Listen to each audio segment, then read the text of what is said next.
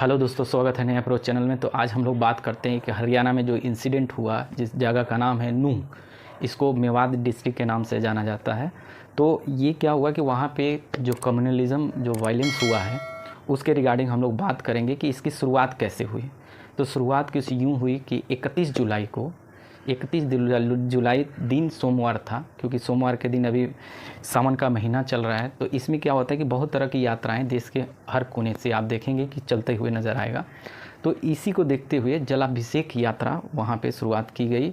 और इसी यात्रा के दौरान अभी कुछ ही दूरी पर जैसे स्टार्ट हुआ, उसके बाद से क्या हुआ कि पत्थरबाजी स्टार्ट हो गया। यानी इसमें कहा जा रहा है कि मुस्लिम समुदाय के लोग करीब 200 से ज़्यादा लोग थे जिन्होंने पत्थर मारना शुरू कर दिया। और वहाँ की जो पहाड़ी जो होती है अरावली पहाड़ी है, जहाँ पे 3 साइड से क्या हुआ है, 3 साइड से घिरा हुआ है पहाड़ों से। उसके ऊपर से चढ़ के लोगों ने फायरिंग भी की, गोली भी चलाई है, कुछ लोगों को गोली भी लगी हुई है। तो इसमें क्या हुआ कि लगभग 6 लोगों की डेथ हो चुकी है, जिसमें 2 पुलिस वाले की डेथ हुई है और 2 जो है बजरंग दल के और जो कार्यकर्ता थे उनकी डेथ हुई है और 2 अन्य लोगों की। तो इसमें टोटल 6 लोगों की डेथ हुई है।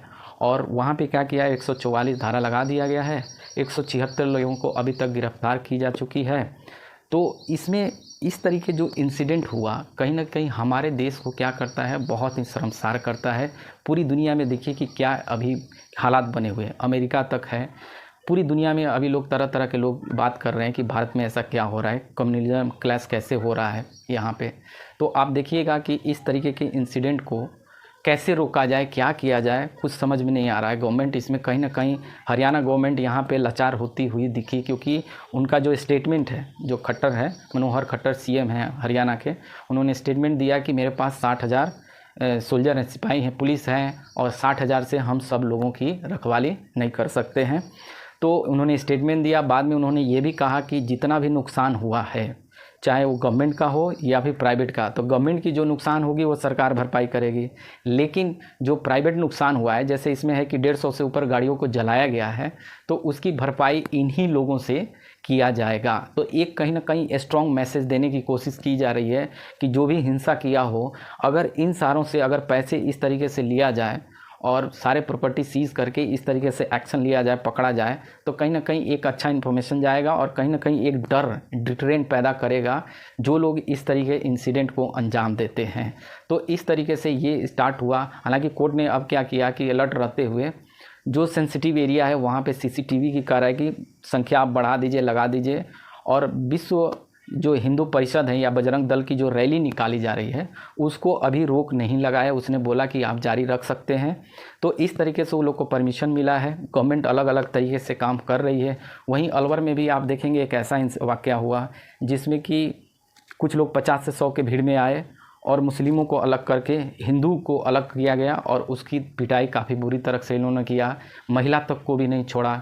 महिलाओं को, जो गर्भवती महिला थी अस्पताल में भर्ती है, उसको लोगों ने मारा है। तो आप समझ सकते हैं कि किस तरीके से ब्रुटैलिटी ये लोगों ने किया है और क्या दुनिया को मैसेज दे रहे हैं, क्या देश को मैसेज दे रहे हैं। ये सब कुछ समझ से परे लग रहा है कि आखिर हो क्या रहा है हमारे देश में, किस तरह का। आप सोचिए कि एक रैली निकाल रहा है, बिल्कुल शांति तरीके से जा रहा है, और इस तरीके से पत्थर मारना, ये क्या साबित कर रहा है, कैसे लोग हैं ये लोग, कैसी इन लोग की मेंटलिटी है, आप इमेजिन कर सकते हैं कि इस तरीके से है। तो वहाँ पे जो इंसिडेंट हुआ है, वहाँ ऐसी रिपोर्ट्स आ रही है वहाँ पे कि 80% पॉपुलेशन है वो मुस्लिमों का है और 20% लगभग है हिंदू रहते हैं।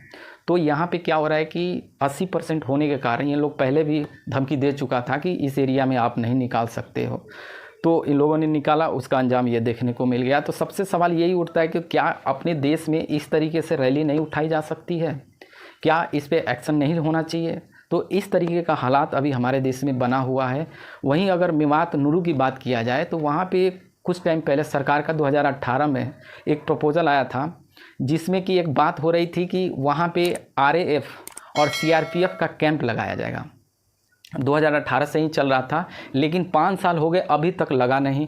उसके पीछे रीज़न ये था कि एक CLU होता है, यानी चार्ज फॉर क्या है, लैंड यूज, एक अलग से चार्ज देना पड़ता था, जिसको कि सेंट्रल गवर्नमेंट ने बोला कि ये चार्ज आपको देना है स्टेट गवर्नमेंट को। स्टेट गवर्नमेंट ने बोला कि मैं क्यों दूं, तो सेंट्रल ने कहा कि नहीं, आप क्यों नहीं, आप इसलिए क्योंकि आपके यहाँ लगा हुआ है, सेफ्टी आपका होगा, सिक्योरिटी आपकी होगी। तो कहीं ना कहीं ये लोग आपस में ही सेंट्रल और स्टेट में कंट्राडिक्ट हुआ, जिसकी वजह से ये काम नहीं हो पाया है। तो फाइनली जैसे ये पोस्टपोन्ड था, लेकिन जैसे ये इंसिडेंट हुआ है उसके अगले दिन ये आ गया कि नहीं, यहाँ पे RAF का और CRPF का कैंप बनेगा। जहाँ प्रपोजल था इसके लिए 50 एकड़ ज़मीन की बात की गई थी, उसी का CLU जो चार्ज होता है गवर्नमेंट को देना पड़ता है, तो उसके लिए भी स्टेट गवर्नमेंट ने एक्सेप्ट कर लिया है और ये इसको फाइनल कर दिया है। यानी अब वहाँ पे कैंप बनेंगे सेना की। तो RAF जो होता है रैपिड एक्शन फोर्स होता है इसका फुल फॉर्म। इसका काम रहता है कि दंगा फसाद जहाँ भी होता है यही फोर्स काम करती है, RAF टीम काम करती है, या CRPF को लगाया जाता है। तो इन लोगों को क्या किया जाएगा, अब वहाँ पे कैंप बनाया जाएगा। और ये शायद कैंप पहले बना होता तो शायद ऐसी इंसिडेंट वहाँ नहीं होती। तो इसको देखते हुए अब सरकार ने इसको परमिशन दे दी है कि वहाँ पे बनेगा और इस तरीके से आगे बढ़ाया जाएगा इसको। तो ये सबसे बड़ी बात है कि आखिर हो क्या रहा है, कैसे हम समझें, सरकार को करना क्या चाहिए, सरकार इतनी लाचार क्यों होती है। आप देखिए जैसे मणिपुर की भी बात करते हैं तो मणिपुर में अभी सुप्रीम कोर्ट ने काफ़ी लताड़ लगाया सेंट्रल गवर्नमेंट को, स्टेट गवर्नमेंट को भी, कि 6500 FIR हुआ है, 6500 में 250 लगभग की गिरफ्तारी हुई है। तो इसने सवाल पूछा कि 2 महीने हो गए, 2 महीने के बाद FIR क्यों हुआ, इतनी सुस्ती क्यों हुई जांच करने में, इतने कम क्यों लोग को पकड़ा गया है। तो तरह तरह के सवाल हैं जो पूरी तरह गवर्नमेंट भी यहाँ पे लाचार हुई नज़र आई। और कहीं ना कहीं ये चीज़ें आपको भी लगेगा कि काफ़ी ढिलाई हुई है इसमें। तो इस तरीके से इंसिडेंट से क्या होगा, और बल्कि बढ़ावा देगा, ठीक होने के बजाय और बढ़ सकता है। वही हरियाणा के भी संदर्भ में आप देख सकते हैं। तो कहीं ना कहीं यहाँ एक ज़रूरत पड़ रही है कि स्ट्रिक्ट कानून आए हमारे देश में। एक इन लोग के खिलाफ जो जिस तरीके से दंगा फसाद करते हैं, आप ये सोचिए कि जहाँ भी दंगा होता है वहाँ 8 से 10 दिनों के लिए इंटरनेट बंद कर दी जाती है और सारी इकोनॉमी, सारा एक्टिविटी अब इंटरनेट से ही जुड़ा हुआ है। तो आप सोचिए कि 10 दिन कैसे आदमी रहेगा, प्लस सारा डेवलपमेंट, चाहे बैंकिंग का काम हो, सर्विस सेक्टर का काम हो, सारा डिपेंड करता है इंटरनेट पे, डेटा पे डिपेंड करता है। तो आप सोचिए कि सारा डेवलपमेंट हमने क्या किया, 10 दिन रोक दिया। और ऐसे आप देखेंगे पूरे देश में ऐसे हर 15 दिन, 20 दिन, 1 महीने में ऐसे इंसिडेंट देखने को मिल रहा है। तो आप कहाँ कहाँ कर्फ्यू लगाएंगे और कहाँ कहाँ इंटरनेट बंद करेंगे। आखिर इसका कोई परमानेंट सोल्यूशन तो होना चाहिए। तो इसको सोल्यूशन का एक ही उपाय है, सरकार को जो करना चाहिए वो है कि जितना ज़्यादा सख्त कानून हो इन लोगों के खिलाफ लाए।